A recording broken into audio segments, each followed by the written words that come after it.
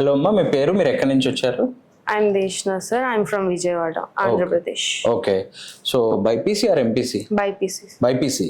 BiPC నుంచి computer science ఇంజనీరింగ్లో join అయ్యారు మీరు. సో ఏమైనా మీకు ఇబ్బంది అయిందా స్టార్టింగ్లో? అంటే మ్యాథ్స్ లేదు కదా, ఏమైనా ప్రాబ్లం అయిందా ఇనిషియల్గా? అదేం లేదు, ఎందుకంటే ఇక్కడ lectures so supportive and basis నుంచి చెప్పడం వల్ల it's so easy. Okay. So టెక్నికల్గా బైపీసీ వాళ్ళు ఇంజనీరింగ్ రాకూడదు కదా, అంటే మీరు ఏమైనా ఎక్స్ట్రా కోర్స్ చేస్తున్నారా? ఇక్కడ బ్రిడ్జ్ కోర్స్ అనేది ఉంది, మ్యాథ్స్ సర్టిఫికెట్ ఇవ్వడానికి బ్రిడ్జ్ కోర్స్ స్టార్ట్ చేశారు. ఓకే. చిత్తూరు అంటే జనరల్గా ఇప్పుడు మీరు విజయవాడ నుంచి వచ్చారు, విజయవాడ కంటే చిత్తూరు కొంచెం చిన్న టౌన్. విజయవాడ వాళ్ళు హైదరాబాద్, బెంగళూరు, చెన్నైయో, ఢిల్లీ వెళ్ళాలనుకుంటారు కదా, ఇక్కడ చిన్న టౌన్లో నేను చదువుతున్నాను అని ఏమైనా ఫీలింగ్ ఉందా మీకు? ఇక్కడ ఫెసిలిటీస్ తక్కువ ఉంటాయి అట్లాంటి ఏం లేదు కదా? ఓకే. అన్ని అవైలబిలిటీలో ఉన్నాయి, కంఫర్టబుల్ గానే ఉన్నాయి. సో బేసిక్ గా జనరల్ గా మన వాళ్ళు, మన కల్చర్ ఏంటి, 4+2 4 years ఇక్కడ చదవాలి, 2 years ఎంఎస్కి వెళ్ళాలి, 6 years.